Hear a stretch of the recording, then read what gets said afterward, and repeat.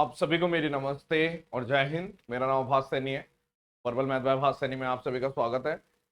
8 shift हो चुकी हैं एसएससी सीजीएल प्री की, और इन 8 शिफ्ट में अगर देखा जाए तो केवल एक दो शिफ्ट है जिसके बारे में बच्चे बोल रहे हैं कि कैलकुलेटिव क्वेश्चन मैथ्स में से आए हैं।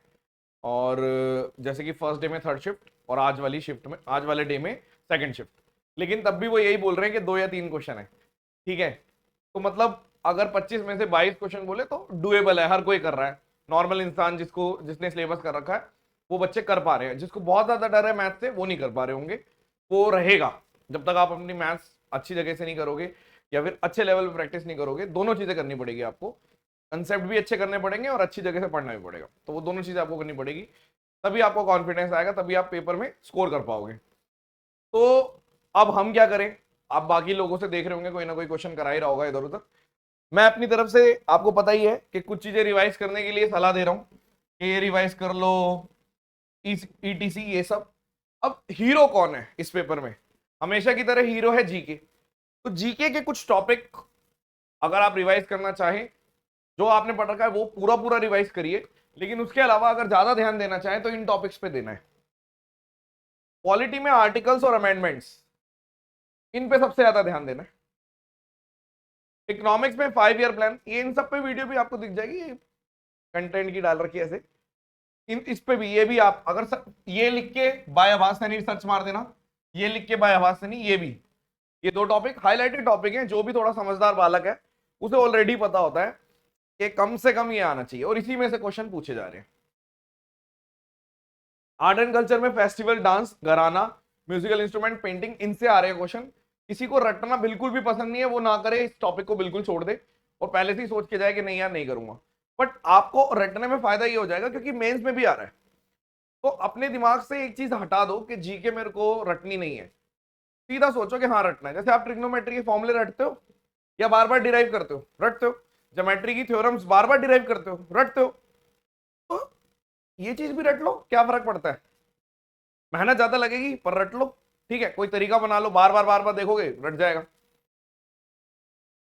साइंस में vitamin and disease, periodic table, chemical names tips पे होने चाहिए। सोर्स, जब अगर किसी ने कहीं से भी नोट से कर रखा है अच्छी बात है, अदरवाइज आप स्टैटिक वाली जो पीडीएफ है उसमें से देख सकते हो, अदरवाइज एनसीईआरटी में से देख लो।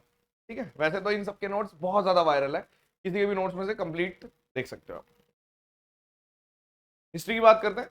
देखो मैं मैथ्स पढ़ाता हूं, लेकिन स्टिल इस टाइम पे जो हम सबसे ज्यादा आपकी मदद कर सकते हैं उस चीज पे हम कर रहे हैं। मैं आपको अगर आके अभी 25 क्वेश्चन करवा दूंगा और कल आपका पेपर है, तब भी आपको पता है कैसा लगेगा? मान लो कि 25 क्वेश्चन अगर सेम आ गए तब तो फायदा है, वरना नहीं, है ना।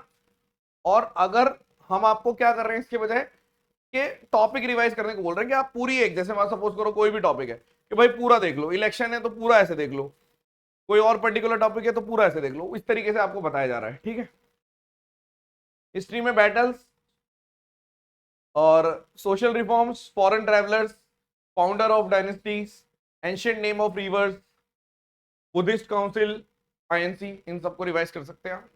ठीक है, बहुत अच्छे से। हिंदी में भी आपको समझ में आ ही रहा होगा, इतनी हिंदी आपको आती है मेरे को ऐसा लगता है। ठीक है, क्योंकि एक ही ये सारी चीजें आपको, लड़ाइयाँ वगैरह वगैरह वगैरह। बट हाँ, बाबर से नहीं आ रहा क्वेश्चन तो इस चीज के लिए मैं सॉरी बोलना चाहूंगा। ठीक है, करंट अफेयर्स देखो, मैंने आपको बोला था इतनी इतनी करंट अफेयर पढ़ने का फायदा ही नहीं है। करंट अफेयर प्रिडिक्टेबल कर ही नहीं रहे ये लोग।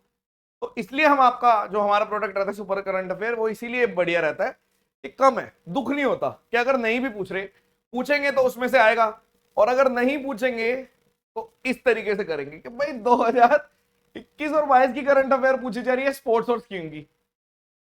कुछ फायदा है? मतलब ये करंट अफेयर है, इसको करंट अफेयर बोलेंगे? नहीं बोल सकते ना।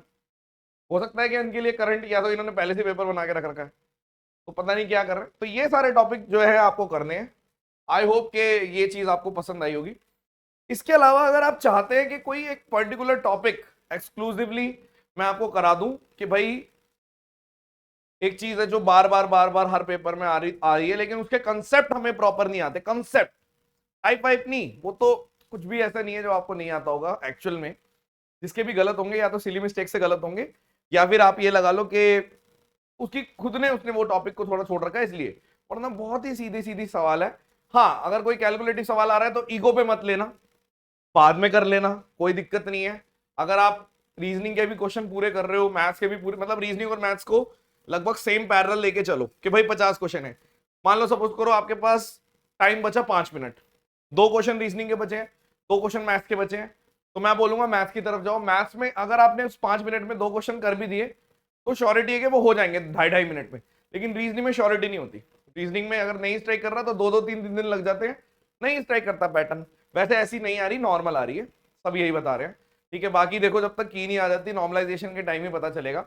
और हम तो आपको यही बोलेंगे कि डरने वाली कोई बात ही नहीं है। क्वालिफाइंग पेपर है, आप अपना बेस्ट दीजिए, आराम से निकल जाएगा। और जो बच्चे पेपर दे चुके हैं वो सारे बच्चे थोड़ा बहुत अगर रेस्ट भी कर रहे हैं कोई बात नहीं, लेकिन जल्दी आपको स्टार्ट करवाएंगे। ठीक है, चलिए, thank you so much, session dismissed और बाय बाय।